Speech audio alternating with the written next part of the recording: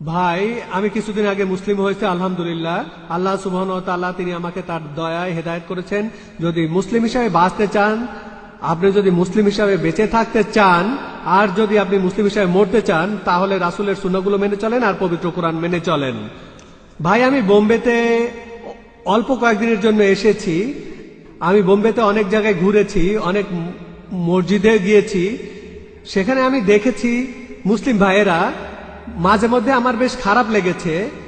আমি তাদের দেখেছি যে মসজিদ থেকে বের হওয়ার পর মাশাআল্লাহ তাদের মুখে অনেক বড় দাড়ি আছে, কিন্তু যখন তারা মসজিদ থেকে বের হয় তখনই একটা সিগারেট ধরায়, পান খাওয়া শুরু করে, যেটাকে দেখে মনে হয় অয়েল পেইন্ট, আর সিগারেটের ধোঁয়া ছড়াতে থাকে চিমনির মতো। মুসলিমদের এই সিগারেট খাওয়া আর পান খাওয়া, এ ব্যাপারে আপনি কি বলবেন? ভাই, আপনি প্রশ্ন করলেন যে আপনি যখন বিভিন্ন মসজিদে যান সেখানে দেখেন মুসলিমরা মসজিদ থেকে বের হয়ে সিগারেট টানা শুরু করে দেয়, আবার অনেকে পান খায়, দেখতে খারাপ লাগে। আমার মতামত কি ঠিক না ভুল? ইসলামে ধূমপানের অনুমতি আছে কিনা এ নিয়ে অনেক ফতোয়া দেওয়া হয়েছে। আগে আলেম ওলামাগণ একটা ফতোয়া দিয়েছিলেন এটা মাকরু, তখনকার দিনের জ্ঞান দিয়ে বলেছিলেন।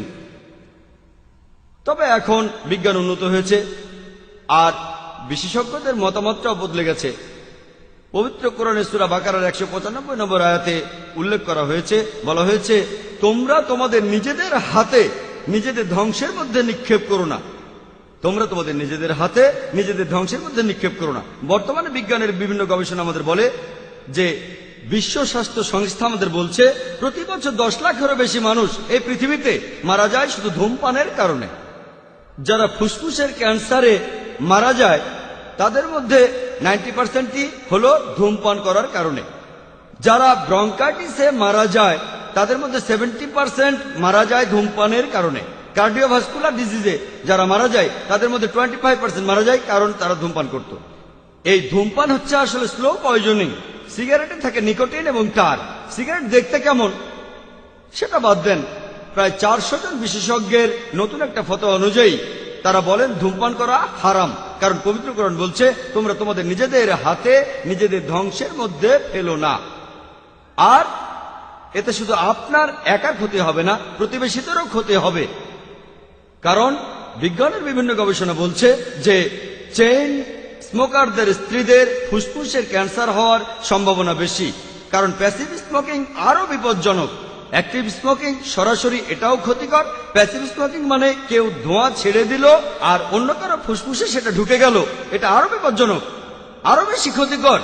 ধূমপান করলে আপনার ঠোঁট কালো হয়ে যাবে, দাঁত কালো হয়ে যাবে, দাঁতের মাড়ি হয়ে যাবে, হাতের আঙ্গুল কালো হয়ে যাবে, তারপর গলার ক্ষতি হবে, এতে করে পেপটিক আলসার হবে, এছাড়াও হবে কোষ্ঠকাঠিন্য, এতে করে যৌন শক্তি কমে যাবে, আপনার স্বাস্থ্য খারাপ হয়ে যাবে, ক্ষুধা কমে যাবে, আপনার স্মৃতিও কমে যাবে।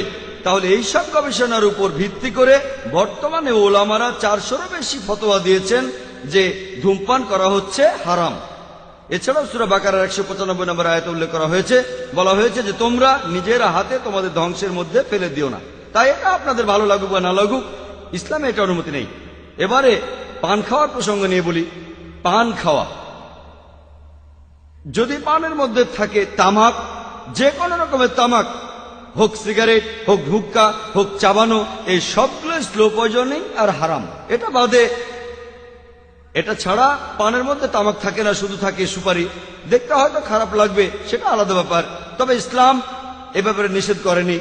এতে স্বাস্থ্যের ক্ষতি হতে পারে, তাই ডাক্তার বলতে পারে আপনারা বেশি পান খাবেন না, এতে আপনার দাঁতের ক্ষতি হতে পারে, মাড়ি নষ্ট হয়ে যেতে পারে, সেটা আলাদা ব্যাপার। তবে ইসলামের কথা বললে যে কোনো ভাবে তামাক নেওয়াটাই নিষিদ্ধ। আশা করি উত্তরটা পেয়েছেন।